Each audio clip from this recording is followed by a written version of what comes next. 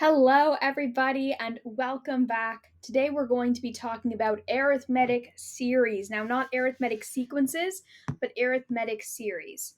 So, what's the difference between a sequence and a series? Well, a sequence is just a list of numbers, right? It's a sequence of numbers, a list, whereas a series is when we add all of the numbers together, right? So, for example, if we take the terms of our sequence and we add them together, then that's when it becomes a series. So here it states that an arithmetic sequence is the sum of the first n terms in an arithmetic sequence. And I think for now that is a simple enough way to think about it, because often when we are talking about a series, we want to know the first some number of terms, right? So, how can we figure this out? When we have an arithmetic sequence, we can turn it into a series by just replacing the commas with plus signs. So, what is the formula to find the first n terms of the series? So, S of n, which means sum of the first n terms, is going to be n a1 plus an divided by 2. And for those of you who have learned Gauss's law, this might look very, very familiar to you. And I also want to talk a little bit about why this is. I'm not going to go out and do a full on proof as to why this is the case, but I am going to show an example that hopefully shows you guys where did this equation come from exactly. So let's say that we have A1, or I guess I should say T1. We keep using T1, so I'm going to actually change these to T's.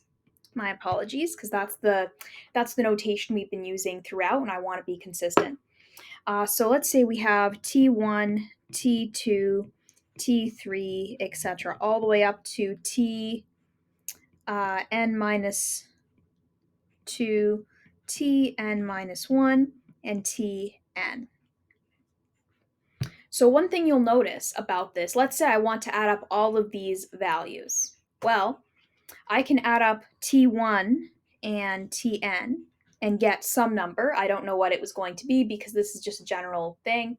I can also add up T2 and Tn minus 1, and that will be the same as T1 plus Tn. Now, why would that be the same? Well, because here, all we're doing is consider this like, this is an arithmetic sequence where we just add a common difference. And here we're just subtracting off a common difference to go from Tn to the previous term, to Tn minus 1. And so T1 plus Tn is equal to T2 plus Tn minus 1, right? What else is this equal to? This is equal to T3 plus T of n minus 2, and so on, right? T4 plus Tn minus 3, and so on, until we get to the very, very middle, right? It's going to be the exact same thing all throughout. And so if we add all these things up, add this up, well, we're at that point, we're going to need to divide by 2, right? Because each time we're adding up, we're adding up two terms, and so T1 plus Tn accounts for two terms, T2 plus Tn minus 1 accounts for another two terms, and so on. So that's why we're dividing by 2 there. And then we're multiplying by n, by the number of terms. A way I actually prefer to think of it as is n over 2 times T1 plus Tn. So that would look like this. It's the same thing though. N over 2 T1 plus Tn doesn't actually make a difference, right? Because we're taking the number of terms, we're dividing that by 2, and we're saying, okay, we're going to add up T1 plus Tn and multiply it by half of the terms, or the half of the number of terms there are, because every T1 plus Tn, right, it's going to stop here after half the list. Now, if that explanation was confusing, I do apologize, and I'm going to do another example that's a bit less general, that has to do with adding up all the numbers from 1 to 100. So let's do that example. Let's do that more specific example, and I think that'll make it easier to understand, hopefully, when we're actually using real numbers rather than using variables in place of our numbers. So let's try that. 1, 2, 3, 4, blah, blah, blah, blah, blah, all the way up to 96, 97, 98, or sorry, I shouldn't have put 96, but 99, 100. So basically how we can solve this is we can say, well, 100 plus 1 is 101. 99 plus 2 is 101. 3 plus 98 is 101. 4 plus 97 is 101, right? So we're going to be adding up 101 how many times? Well, the very middle one will be 50, comma 51 is 101, and then we have all of them in between. So we're going to end up doing this 50 times. We're going to end up saying 50 times 101 is going to be the addition of all of these terms, right, is what we're going to get if we add up 1 plus 2 plus 3 plus 4 plus 5 all the way to plus 98, 99, 100, right? We're going to end up with this. Now, how do we get this number? Well, let's think about it. What's n over 2? There's 100 terms here.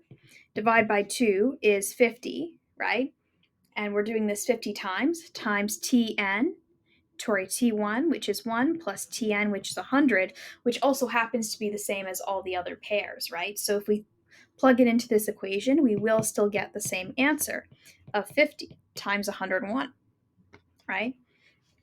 So that's going to be our answer. 50 times 101 is what we will get if we add up 1 plus 2 plus 3 plus 4 all the way up to 100. If we add up the first 100 natural numbers, that is what we will end up getting. And so I'm hoping that explanation makes a little bit more sense if the first one didn't, where, if we just take the first term and the last term, and then the second term and the second last term, and then the third term and then the third last term, and so on, we just keep adding those up and realize, oh, it's the same number. We're just adding the same number, half of the number of numbered times terms, then we're going to end up with the sum of all of them. Now, could we just punch into our calculator 1 plus 2 plus 3 plus 4 plus 5 plus 6 all the way up to 100 and get the same answer? Yes, we could. How will that take us a lot longer and be much more annoying? Yes, it will be. And there's going to be times like this where there's so many numbers and we just don't really have enough time to realistically do that. Plus, if we make one very small mistake, we could throw off the entire thing and get a completely different answer that is not the right answer. Whereas there's less room to mess up here, right? There's less room to punch a simple equation like this into our calculator incorrectly, or to miss a number or something like that, right?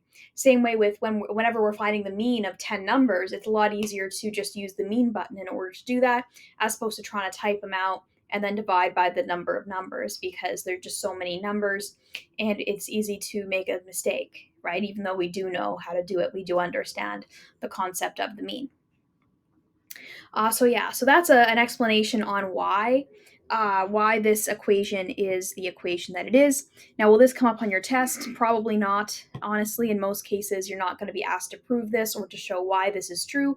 You're just asked to take it, kind of take it at face value here. So if you do prefer to memorize and take it at face value, that's fine as well.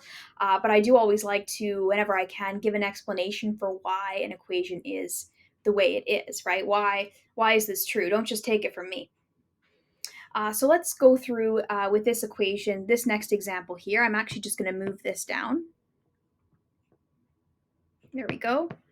And answer this question with it. So this question says, find S of 20. So basically, find out what are the first 20 terms in this arithmetic series.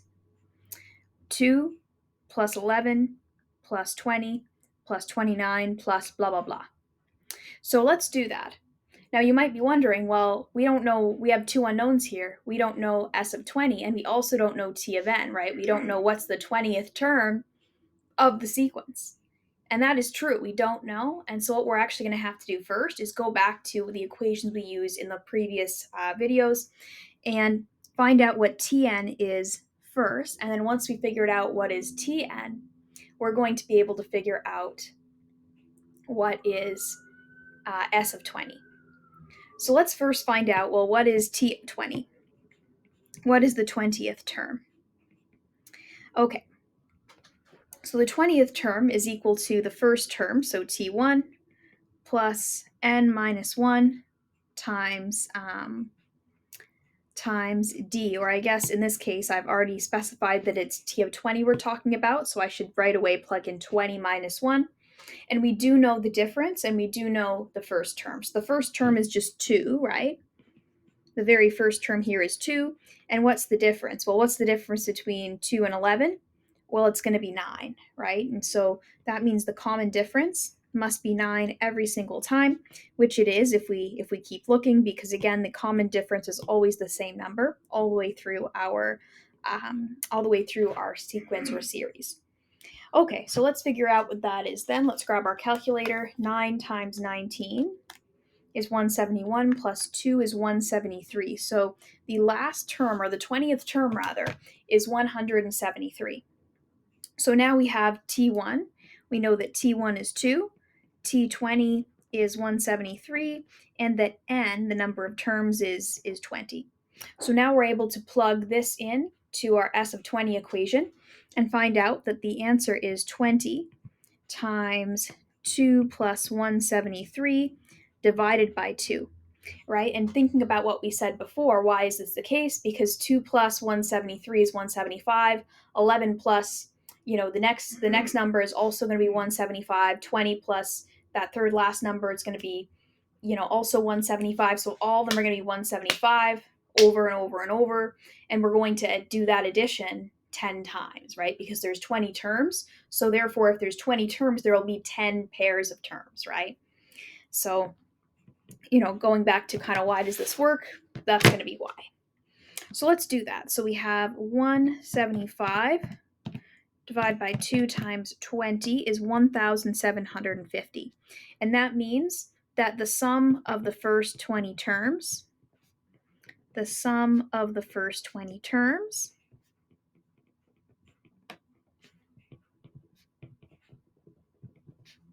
is 1,750.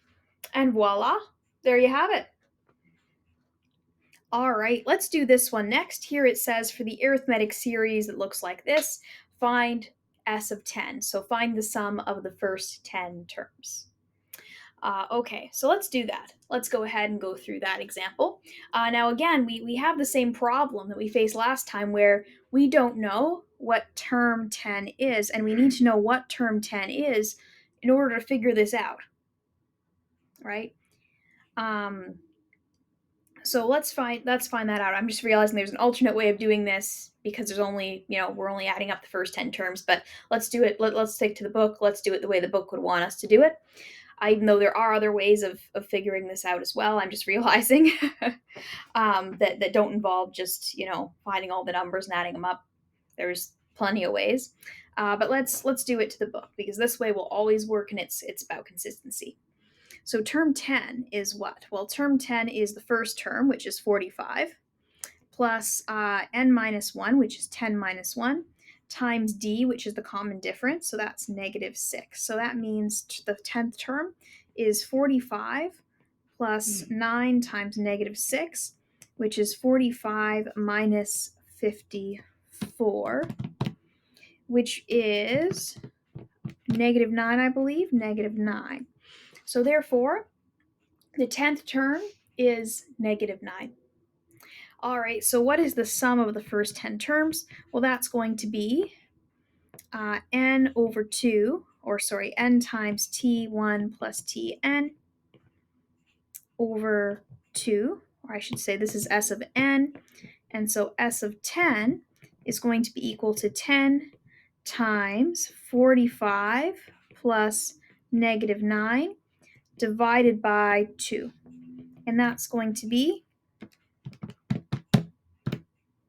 10 times 36 over 2, which is 10 times 18, which is 180. So therefore, the sum of the first 10 terms, the sum of the first 10 terms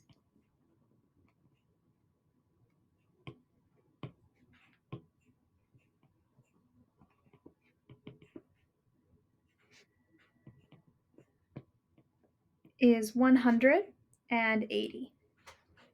Very good. All right, now looks like we have a word problem. Here it says a high school in Ontario has started a new lottery called Cash for High School, in which a student who wins is paid an amount of money after each month. Sounds like a pretty good deal. The first month, a student is paid $20. After each month, the payment increases by $5. The payments for Cash for High School last 4 years, the length of an average student in high school, and the payments are made during the summer. The lottery also gives the winner an initial choice of either taking the payments or an immediate payout of $6,500. Would you take the payout or the payments? Well, that's a great question. Okay, so actually, this kind of combines a little bit the last unit with this one as well, right? Because it's not just about, well, which amount is higher. It's also about, is getting the money faster? Could we do more with that money now? Would we be able to invest that money and get more now? They didn't give us an interest rate though. So actually, given that they didn't give us an interest rate here, maybe they just want us to say which one ends up being higher, even though that's not really the accurate way to do it. It depends on, well, how much could this payout earn for us in 4 years versus how much would getting a payment every month that starts at $20 and goes up by $5, how much would that be getting us? Over the course of 4 years, including the interest.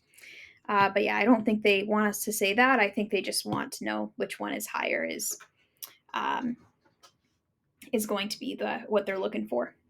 So anyway, let's write this out. So the student is paid $20 the first month, right? And then the payment increases by $5. So the second month, the student gets $25. The third month, they get $30. Blah, blah, blah. All the way until the end of the 4 years. So how many months is 4 years? Well, 4 years is going to be 48 months. So that means that N is 48, that there's going to be 48 terms before this lottery starts. Now, what is the first term? What is our T1? It is 20. And what is our Tn or our T48? Well, we don't know, and we're going to need to figure that out in order to find S of 48, right? To find out what is the sum of the terms, right? That's what they want us to figure out, is how much total would the student get, and would they be better off taking the payout, assuming investing doesn't exist, and we're just looking at, which one is higher. So let's do that. Let's go ahead and do that. So T of 48 is equal to N, which is 48, times the first term, T1. No, my apologies here. So it's the first term plus N minus 1, so 47, multiplied by the difference, the common difference, which is 5. So the 48th term is $255. That very last payment the student gets is going to be $255. So, they're going to get a lot more money those last few months than they did in the first few months, where they were only getting $20, $25, and $30 those first 3 months. Okay, so now let's figure out what is S of 48. So what is the total amount that the student will get in payments? So let's do that. S of 48 is equal to N, which is 48, times the first term plus the last term, divided by 2. And let's see, what's that equal to? 6600. All right, so it's 6,600. So I think based on that, they're expecting us to say, oh, I would take the payments as opposed to the payout. However, in real life, we could actually invest and get a lot more than an extra $100 by taking the immediate payout. So actually, I would argue the immediate payout is the better decision, but that is not what they want us to say. They would like us to say that we would take the payments, because they will result in us getting 6,600 rather than just 6,500. So that's the correct answer. That's what they would like from us, even though that's a little subjective as well. But yeah, but what we can say objectively is that the total amount that we will get from the payments, not including any interest, is higher than the amount that we would get just taking the payout not including any interest. That we can say for sure. All right, let's move on to this last one here. Here it says, find the sum of the series. So this is interesting. In this case, we have T1 and Tn. What we don't have is n, the number of terms. So actually, in this case, we can't just go straight to our S of n equation because we don't know what n is, but we do know what T of n is. And so we're going to use that information in order to figure this out. All right, so let's do it. So we know that T of n, the nth term of our series, is going to be equal to, let's see, our first term, T1, which is our first term, plus n minus 1 times d, the common difference. So we know what d is, right? We can look at these two numbers and say, oh, well, d must be 11, right? The difference between 13 and 24 is 11. And we can say, well, the first term is 13 and the last term is 156, and then we just have to solve it. So let's go ahead and do that. So 156 is equal to the first term plus d, which is 11 times n minus 1, and our job is to solve for n. So first thing I'm going to do is I'm going to put the 13 on the other side, and we're going to get 143 is equal to 11n minus 11. Then we'll add 11 that 13 back in, it turns out, and get 154 equals 11n. And that's going to mean n is 14. So that means there are 14 terms in this series. So what is S of 14? Because again, they want to know what is the full sum of the whole series. We know the series contains 14 terms. So the sum of the first 14 terms is the same thing as the sum of the entire series. So S of 14 is equal to 14 times our first term plus our last term, divided by 2, and that is equal to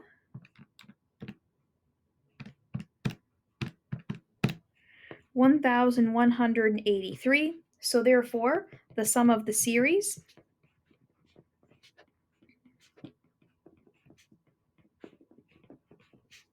is 1,183. All right, well, that's all I have for you today regarding the sum of the series and how the series work. Remember, we have two more types of sequences and series left. We have the geometric series and the geometric sequences. That's what we'll do next, and then we are done. So as of now, we're halfway done this unit. It's a pretty short unit, but here we are. And yeah, that is everything for today. Good work, everyone, and we'll see you for next time to talk about geometric sequences. Bye, everyone.